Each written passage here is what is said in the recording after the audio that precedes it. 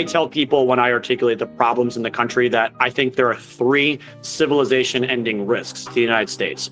The first is mass illegal immigration, right?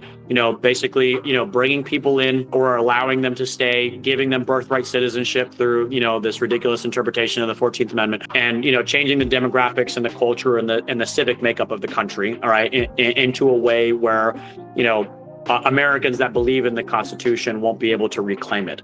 The second risk is communism. I think that one is pretty self-explanatory. The left has done a very good job since the 1960s of retreating back away from violent political action, like what the Weather Underground did, into just recapturing our institutions one by one, primarily our universities. But, our universities are important because they are the pipelines to produce American elites and for people that lead in, various trades and important fields. So recapturing those is a big priority. We actually have had a good amount of success in that. But the last threat, I think, is the most serious and the hardest one to solve, and that's the debt. Debt has ended empires numerous times in history where they become overextended, they can't meet their obligations, and then they fall apart. It actually happened to the Soviet Union, right? We really just literally watched an empire fall apart due to, economic mismanagement. And I don't want that same thing to happen to us. But there are so many people in Congress that don't view the threat with the seriousness that it deserves, or are just not willing to risk their reelection